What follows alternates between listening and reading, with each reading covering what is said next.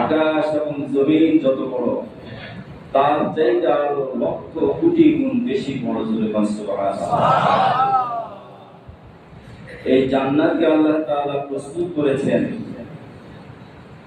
শুধুমাত্র কেবলমাত্র একমাত্র যারা আল্লাহকে ভয় করে, কোরআনের ভাষায় যাদেরকে মুত্তাকি বলা হয়, মুত্তাকির জন্যই আল্লাহ তাআলা জান্নাত সৃষ্টি করেছেন। বলি আলহামদুলিল্লাহ। এই আয়াতে কারিমায় আল্লাহ রাব্বুল আলামিন প্রথমত মানুষকে তার ক্ষমার দিকে দৌড়াতে বলেছেন। কেন ক্ষমার দিকে দৌড়াতে বলেছেন? যে মানুষ মাত্রই শয়তানের প্রবঞ্চনায় প্রবঞ্চিত হবে, সে শয়তানের প্ররোচনায় প্ররোচিত হয়ে অপরাধ করবে, অন্যায় করবে, বিভিন্ন ধরনের কুপ্রবৃত্তির অনুসরণ করে আল্লাহ তাআলা বিধানকে সে লঙ্ঘন করবে। যখনই তার অপরাধ হয়ে যাবে তখন সে যেন অনুশোচনা করে, অনুতপ্ত হয়, সেজন্য একটু নরম হয়ে যায়, সেজন্য একটু ভাবে, হায় হায় আমি কি করে ফেললাম, আমার তো এই কাজটা করা উচিত হয়নি। এরকম ভাবনা থেকেই সে তখন সঙ্গে সঙ্গে তার রব যে তাকে সৃষ্টি করেছেন সেই রবের দিকেই সে মনোযোগ দিবে এবং মনোনিবেশ করবে, আর সঙ্গে সঙ্গে ক্ষমা চাইবে। রব্বি গফিরলি, হে আমার রব, আপনি আমাকে মাফ করে দেন, আপনি আমাকে ক্ষমা করেন। আপনি যদি মাফ না করেন, মাফ করার আর কোনো মালিক আমার নাই। ক্ষমা করার একমাত্র অধিপতি মালিক কে? আল্লাহ। এবং আল্লাহ রাব্বুল আলামিন আরো বলছেন, যে ব্যক্তিকে আমি ক্ষমা করে দিলাম, যাকে আমি মাফ করে দিলাম, এই ব্যক্তি এমন ভাগ্যবান, আকাশ এবং জমিন যত বড়, তার চাইতে আরো বড় জান্নাতের মালিক তাকে আমি বানিয়ে দেব। এই জান্নাতের মালিক হবার জন্য আল্লাহ রাব্বুল আলামিন শর্ত দিয়েছেন, খাশিয়াতুল্লাহি ফিস-সিররি ওয়াল আলান, গোপনে এবং প্রকাশ্যে,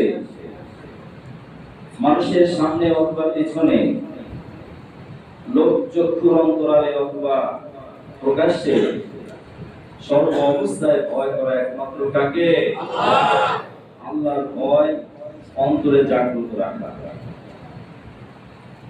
প্রিয় নবী জনাব রাসূলুল্লাহ সাল্লাল্লাহু আলাইহি ওয়াসাল্লাম বলেন যে হাসরের ময়দানে আল্লাহ রাব্বুল আলামিন 7 শ্রেণীর মানুষকে তার আরশের ছায়ায় আশ্রয় দিয়ে দিবেন। এই 7 শ্রেণীর মানুষের মধ্যে এক শ্রেণীর হলো যারা গোপনে আল্লাহ রাব্বুল আলামিনকে ভয় করে চোখের পানি ছেড়ে দেয়। সে মানুষের সামনে ধরা দেয় না, মানুষ বুঝতে পারে না সে কত বড় নেককার। এরকম গোপনে নীরবে নিভৃতে যে ব্যক্তি চোখের পানি ছেড়ে দিবে, আল্লাহ রাব্বুল আলামিন তার আরশের ছায়ায় তাকে স্থান দিয়ে দিবেন। অনেকে আমরা আছি নেক আমল করি আর মানুষকে শুধু দেখায়, অথবা আমার আপনার মনের ভিতরে এই চিন্তা থাকে যে সামনে ইলেকশন আসছে, সামনে কোনো একটা বিষয়ে আমাকে সবার সামনে দাঁড়াতে হবে, অতএব এখন একটু ভালো সাজান। আছে না? ভালো সাজার একটা সময় আসছে। এখন সে ভালো সাজার অন্তরালে তার মনের ভিতরে কে আছে, কে জানে? আল্লাহ তাআলা। দ্বিতীয় নম্বর হলো ওই ব্যক্তিকে আল্লাহ তাআলা মাগফিরাতের দিকে দৌড়াতে বলেছেন, যে ব্যক্তি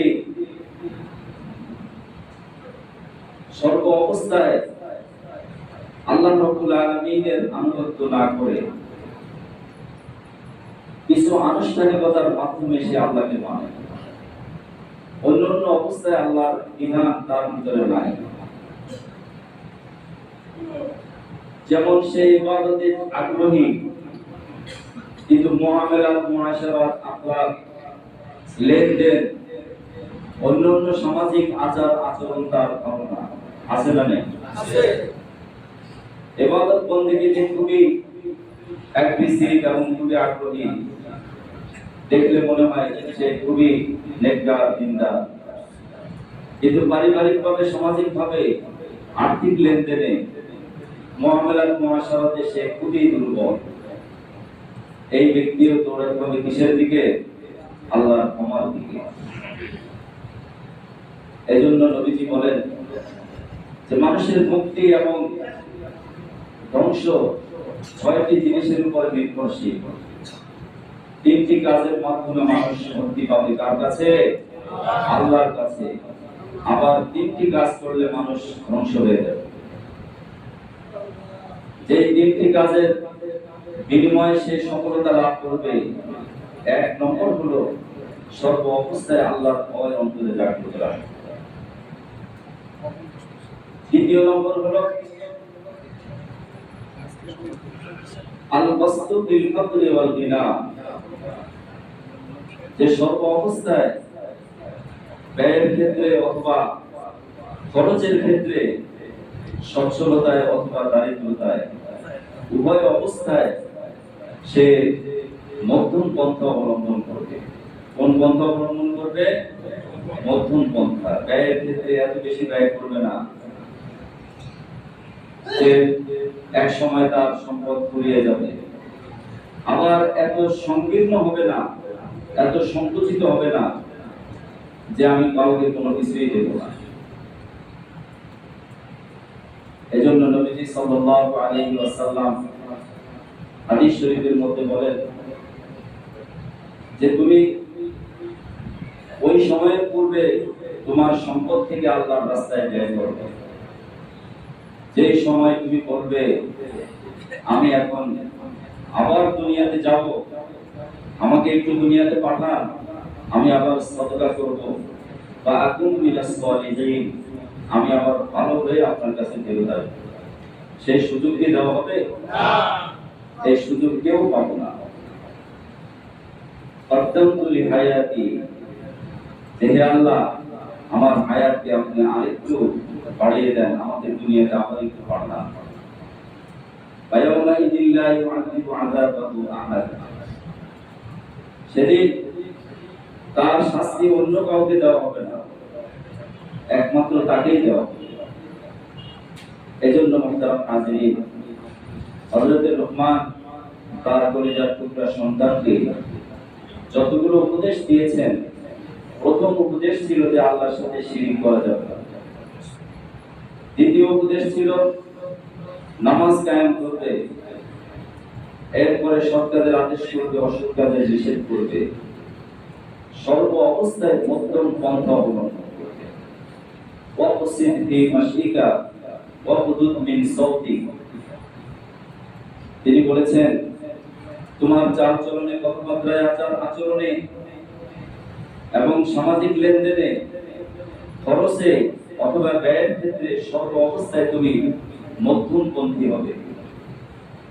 কিন্তু একটি কাজে আল্লাহ রাব্বুল আলামিন মধ্যম পন্থাকে অস্বীকার করেছেন, মধ্যম পন্থাকে পরিহার করতে বলেছেন, সেটা হলো ভালো কাজে, নেক আমলের কাজে।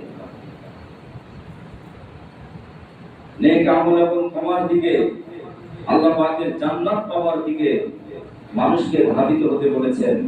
এখানে কোনো দেরি করার সুযোগ নেই। এজন্য নবীজি সাল্লাল্লাহু আলাইহি ওয়াসাল্লাম হাদিস শরীফে বলেন যে মানুষ শুধু সব কাজেই চিন্তা করে যে নেক আমল করব, একটু আগে টাকা পয়সা ইনকাম করে নেই, আগে একটু বাড়ি ঘর করে নেই, আগে একটু সংসারটা গুছিয়ে নেই, ছেলে মেয়েদেরকে লেখাপড়া করাই, তারপরে যখন বয়স 40-50 পার হয়ে যাবে তখনই ভালো কাজ করা শুরু করে দেবে। এরকম বিভ্রান্তি, এরকম অসওয়াসা আমাদের মনে অনেকেরই আছে, আছে না? আছে। এজন্য যার প্রকৃষ্ট প্রমাণ, সুস্পষ্ট প্রমাণ মসজিদগুলোতে দেখা যায়। যে সমস্ত মসজিদগুলোতে মুরব্বীর সংখ্যা বেশি, যুবকদের সংখ্যা কম, সেই মসজিদগুলোতেই লক্ষ্য করলে বোঝা যাবে যে এই যুবকেরা এক সময় বৃদ্ধ হবে, ঠিক কিনা বলেন? এই বৃদ্ধ অবস্থায় তখন সে ইচ্ছায় হোক অনিচ্ছায় হোক আল্লাহর ঘর মসজিদে আসবে। আর তাদের সন্তানেরা যারা যুবক, তারা কেউ ব্যবসা বাণিজ্যে ব্যস্ত, কেউ ইংল্যান্ডে, কেউ কানাডায়, কেউ আমেরিকায় লেখাপড়া করছে, উচ্চ ডিগ্রি নেবার জন্য সবাই ব্যস্ত হয়ে পড়েছে। এই সন্তানদেরকে যদি বাদিরুল আমালিস সালিহাত, নেক আমলের সাথে যদি তাকে ধাবিত করা যেত, ওই সন্তানই পরবর্তী সমাজে, দেশে, পরিবারে শান্তি আনতে পারত, ঠিক কিনা বলেন? এজন্য নবীজি বলেন বাদিরুল আমালিস সালিহাতি সাবআন হাল তানতাজিরুনা ইলা ফাকরান মানসিয়ান আও দিলান মাদদিয়ান, যে তুমি শান্তি অবস্থায় আসার পূর্বেই নেক আমল করে ফেলো, আর সুযোগ নাও আসতে পারে, সুযোগ আমার হাত ছাড়াও হয়ে যেতে পারে, ঠিক কিনা বলেন? যখন বিছানায় কাতরাতে থাকবো, শরীর অসুস্থ হয়ে যাবে, তখন চিন্তা করবো হায় হায় যদি একটু সময় পেতাম। অনেকেই আছে জীবনের শেষ সময় আল্লাহর ঘর জিয়ারত নসিব হয় না, অনেকে আছে ভালো কাজ করার কোনো সুযোগ পায় না, শেষ সময় আফসোস করে দুনিয়া থেকে চলে যায়। এজন্য নবীজি একজন সচ্ছল ব্যক্তিকে বলছেন যে হাল তানতাজিরুনা ইল্লা ফাকরান মানসিয়ান, তুমি কি এমন দারিদ্রতার অপেক্ষা করছো যেই দারিদ্রতা তোমাকে সব কিছু ভুলিয়ে দিবে, যে তুমি তখন দারিদ্রতার কষাঘাতে এমন জর্জরিত হয়ে যাবে যে ভালো কাজ করার আর সময় হবে না। নিজের অভাব, সন্তানের অভাব, পরিবার পরিজনের অভাব, এই অভাব তোমাকে এমন ভাবে তাড়িত করবে, এমন ভাবে পেরেশান করে ফেলবে। এখন তোমার সম্পদ আছে, সচ্ছলতা আছে, সুস্থতা আছে, এখন তোমার যে অবস্থায় আছে, এই অবস্থায় যদি তুমি ভালো কাজ না করে ওই দারিদ্রতার অপেক্ষা করতে থাকো, তুমি ভুলের মধ্যে আসো, ঠিক কিনা বলেন?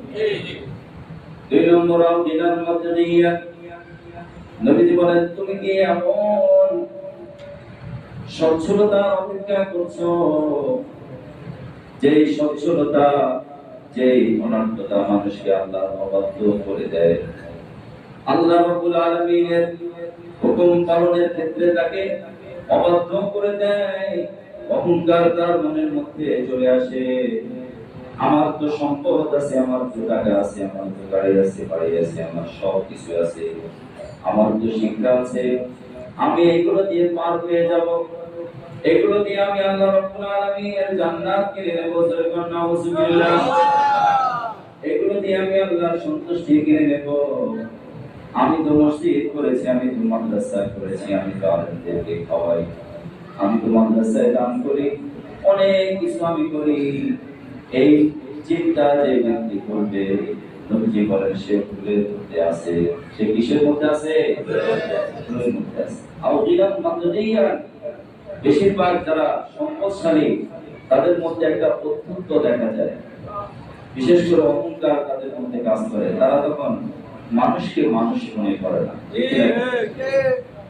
যে কোনো মানুষকে তার সম্পদ থাকার কারণে অন্যভাবে মূল্যায়ন করে। নবীজি আরো বলেন আও মাউতান মুজাহিজান, অথবা তুমি কি এমন মৃত্যুর অপেক্ষা করছো যে মৃত্যুটা তোমার হঠাৎ এসে যাবে, যে মৃত্যু আসার আগে তোমাকে কোনো খবর দেওয়া হবে না, তোমার কোনো প্রস্তুতি থাকবে না, তোমার কোনো চিকিৎসার সুযোগ হবে না, কোনো মানুষের কাছে সাহায্য নেওয়ার কোনো সুযোগ হবে না। এমন মৃত্যুর অপেক্ষা কি তুমি করছো কিনা? এরকম হঠাৎ মৃত্যু আমাদের মধ্যে অনেকের আছে না নাই? আছে না? হঠাৎ মৃত্যু হয়ে যায়, হঠাৎ আজরাইল আসে, হঠাৎ দুনিয়া থেকে চলে যায়, সম্পদ রেখে যায়, ছেলে মেয়ে রেখে যায়, ওই মেট্রো রেলের ওয়াল পড়ে মেট্রো রেলের যে একটা ইয়ে পড়ে একটা লোক হঠাৎ করে মারা গেছে, সে কি কখনো কল্পনা করেছে সন্তানরা বলে আমার আব্বু চকলেট নিয়ে আসবে, আমার আব্বু, সন্তানরা এখনো বাবার অপেক্ষায় আছে যে বাবা পাশে আসবে আমাদের জন্য চকলেট নিয়ে আসবে, কিন্তু বাবা আর ফেরত আসবে?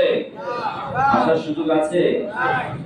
এজন্য নবীজি সতর্ক করেছেন আল মাউতান মুজাহিজা আবিদ দাজ্জাল। রাসূল করিম সাল্লাল্লাহু আলাইহি ওয়াসাল্লাম আরো সতর্ক করেছেন ওই দাজ্জাল যখন এসে যাবে, কিয়ামতের আগে দাজ্জালের আবির্ভাব হবে। এই দাজ্জালের ফিতনায় যখন মানুষ পড়ে যাবে, মানুষের ঈমান রক্ষা করা অনেক কঠিন হয়ে যাবে, সেই সময় ঈমান বাঁচানো অনেক কঠিন হয়ে যাবে। এই দাজ্জাল আসবে, তারপরে তুমি ওই অবস্থায় তার সাথে যুদ্ধ করে ঈমান করে টিকে থাকবে, সেই অপেক্ষা করছো? এই অপেক্ষা করাটা কি ভুল। আও মাউদান মুজাহিজান, নবীজি আরো বলেন আও মাউদান মুফসিদান, যে তুমি এখন সুস্থ আছো, ভালো আছো, শরীরে শক্তি আছে, যখন যেটা করবার ইচ্ছা হয় সেটাই করতে পারো, যখন যেটা খেতে মনে যায় সেটাই খেতে পারো, গরু মুরগি খাসি কোনো কিছুই নিষেধ নাই। কিন্তু যখন বয়স হয়ে যায় তখন ডাক্তার কত কিছু নিষেধ করে, ঠিক কিনা বলো? এটা খাওয়া যাবে না, ওটা খাওয়া যাবে না, এটা এই পরিমাণ খেতে হবে, এতটুকু খেলে আপনি নিরাপদ, এর বাইরে খাওয়া যাবে না, এতটুকু ঘুমালে আপনি নিরাপদ, এর বাইরে করা যাবে না। সব কিছুর মধ্যে একটা সীমাবদ্ধতা ডায়াবেটিস রোগীর জন্য আছে, আছে না নাই? হার্টের রোগী, ডায়াবেটিস, কিডনি, নানা ধরনের রোগে আক্রান্ত হই আমরা। যখন রোগাক্রান্ত হই, এই রোগে পড়ে আমরা তখন একেবারে সম্পূর্ণ পেরেশান হয়ে যাই। আর মারাদান মুফসিদান, রোগের কারণে তখন আমরা কত দুর্বল হয়ে পড়ি, নানা ধরনের দুশ্চিন্তা আমাদেরকে পেয়ে বসে। আল্লাহ কি আমাকে আবার সুস্থ করবে? আমি কি সুস্থ হয়ে আবার নেক আমল করতে পারবো? আমি সুস্থ হয়ে আমার সন্তানদেরকে আবার মানুষ করতে পারবো? আমি সুস্থ হয়ে আমার গাড়িটা কি আবার ঠিক রাখতে পারবো? এই চিন্তা আগেই, এখন তুমি যে অবস্থায় আছো সেই অবস্থায় বাদিলু বিল আমালিস সলিহাত, এখনই ভালো কাজের দিকে তুমি এগিয়ে যাও। তবুকের যুদ্ধে, নবম হিজরিতে সংগঠিত তবুক যুদ্ধ হয়েছে রোমানদের সাথে। ইসলামের ইতিহাসে এটা অত্যন্ত গুরুত্বপূর্ণ যুদ্ধ। রোমান সৈন্যরা 3 লক্ষাধিক সৈন্য সশস্ত্র মদিনায়, নবীজি সাল্লাল্লাহু আলাইহি সাল্লাম খবর পেলেন যে তারা মদিনা আক্রমণ করবে। মদিনা থেকে 700 মাইল দূরে তবুক নামক জায়গা, সেখানে যেতে হবে। আর এমন একটি সময় যুদ্ধের ডাক এসেছে, জিহাদের ডাক আসছে, যখন প্রচন্ড গরমের মৌসুম, ফসল তোলার মৌসুম। তখন আরবের প্রধান ফসল কি ছিল? খেজুর। খেজুর গাছে খেজুর পেকেছে, এই খেজুর সংগ্রহ করে রাখতে হবে, সারা বছর এটা দিয়ে চলতে হবে। যেমন আমাদের ধান, গম বা শস্য যেগুলো আমরা সংগ্রহ করে রাখি, অভাবের সময় সেগুলো দিয়ে চলি। এমন একটি কঠিন সময় যুদ্ধের ডাক দিয়েছেন বিশ্বনবী মুহাম্মদ রাসূলুল্লাহ সাল্লাল্লাহু আলাইহি সাল্লাম। সবার কাছ থেকে তিনি চাঁদা উঠানো শুরু করে দিয়েছেন। কিসের জন্য? জিহাদের জন্য, ইসলামের জন্য। এই যে মসজিদে মাঝে মাঝে আমাদের সেক্রেটারি সাহেব বলতে মানুষ, তিনি আপনাদের কাছে চান, এটা কিন্তু নবীজির সুন্নাত। নবীজিও সাহাবায়ে আজমাইনের কাছে চেয়েছেন যে তবুকের যুদ্ধে যেতে হবে, এখানে অনেক খরচ আছে, ঘোড়া লাগবে, যুদ্ধাস্ত্র লাগবে, খাদ্য সামগ্রী লাগবে এবং বিভিন্ন উপকরণ লাগবে, কার কি আছে তোমরা দাও। সবার কাছে তিনি চাইলেন, সবাই যার যার সামর্থ্য অনুযায়ী দিতে লাগলেন। আমরা যেমন যার যার সামর্থ্য অনুযায়ী দিই, ঠিক না? যার যে পরিমাণ সামর্থ্য আছে দিতে লাগলেন। হযরত ওমর ফারুক রাদিয়াল্লাহু তাআলা আনহু তিনি ঘরে গেলেন, নবীজির আহ্বানে সাড়া দিয়ে তিনি ঘরে গিয়ে দেখলেন তার ৬০০ উট ছিল। এই ৬০০ উটের মধ্যে থেকে তিনি ৩০০ উট আল্লাহর জন্য দান করে দিলেন। কয়শত? ৩০০ উট, ৩০০০ স্বর্ণ মুদ্রা। হযরত ওমর ফারুক তখন অনেক বড় ছিলেন। হযরত উসমান রাদিয়াল্লাহু তাআলা সম্পদের ৩ ভাগের ১ ভাগ দিয়ে দিলেন। হযরত ওমর ফারুক ভাবলেন, যত মানুষ আল্লাহর নবীর ডাকে সাড়া দিয়েছে, এই ভালো কাজে অংশগ্রহণ করেছেন, তার মধ্যে আমি সবার আগে থাকবো। আজকে আমাকে অতিক্রম হয়তো কেউ করতে পারবে না, আমার আগে কেউ যেতে পারবে না। কিন্তু আগে গেছেন কে? কে গেছেন? হযরত আবু বকর ঘরে গেলেন। তিনি তার ঘরে গিয়ে বললেন, স্ত্রীকে বললেন, কি আছে সব দাও। স্ত্রী বললেন, কে চেয়েছেন? হযরত আবু বকর রাদিয়াল্লাহু তাআলা আনহু বলেন, আখিরি জামানার নবী, আমার আপনার নবী বিশ্ব নবী মুহাম্মদুর রাসূলুল্লাহ সাল্লাল্লাহু আলাইহি ওয়াসাল্লাম চেয়েছেন। অতএব আমার কোনো রাখার কিছু নাই, আমার তোমাকে দেবার কোনো কিছু নাই, ঘরে যা আছে সব কিছু আমাকে দিয়ে দাও। তিনি ঘরের সব মাল নিয়ে নবীজির কদম মোবারকে হাসিল করে দিলেন, নবীজির পায়ের কাছে এনে দিয়ে দিলেন। হযরত ওমর ফারুককে নবীজি বললেন, ইয়া ওমর ফারুক, তুমি তোমার ঘরে কি রেখে আসছো? তুমি কি নিয়ে আসছো? তিনি বললেন, ইয়া রাসূলুল্লাহ সাল্লাল্লাহু আলাইহি ওয়াসাল্লাম, আমাকে আল্লাহ যে সম্পদ দিয়েছে তার অর্ধেকটাই আমি আল্লাহর জন্য কুরবান করে দিয়েছি, আপনার সামনে এনে দিয়েছি। হযরত আবু বকরকে জিজ্ঞেস করলেন, আপনি কি দিয়েছেন? হযরত আবু বকর বললেন, যে আমি কি দেব, আমার তো কিছুই নেই, যা ছিল সব কিছু আমি নিয়ে আসছি। নবীজি জিজ্ঞেস করলেন, তাহলে তোমার ঘরে কাকে রেখে আসছো? ঘরে কি রেখে আসছো? তিনি বললেন, আমার ঘরে তো কোনো কিছু রাখার নাই, আমার ঘরে আমি আল্লাহ এবং তার রাসূলকে রেখে আসছি, সব কিছু আমি আপনার জন্য দিয়ে দিয়েছি। হযরত ওমর রাদিয়াল্লাহু তাআলা আনহু বললেন যে জীবনে কখনো হযরত আবু বকরের সাথে কোনো কাজে আমি এগিয়ে যেতে পারি নাই, আজকেও আমি হেরে গেলাম। আল্লাহু আকবার। এজন্য বাদিরু বিল আমালিস সালিহাত, ভালো কাজে এগিয়ে যাও, ভালো কাজে অগ্রসর হয়ে যেতে হবে। যখনই আমার ভালো কাজ করার ইচ্ছা জাগ্রত হবে, এই জাগ্রত যিনি করবেন তিনি কে? আল্লাহ। সব সময় কিন্তু ভালো কাজ করার আশা আসে না, মনে আসে না। মাঝে মধ্যে মনে হয় যে আল্লাহ, আমাকে যদি তুমি এত সম্পদ দাও, তাহলে তোমার ঘরে আমি দিয়ে দেব, তোমার রাস্তায় আমি খরচ করব, এই ভালো কাজগুলো করব। এজন্য যখনই ভালো কাজ করার মনে ইচ্ছা জাগ্রত হবে, সঙ্গে সঙ্গে করে ফেলতে হবে, এক সেকেন্ডও দেরি করা যাবে না।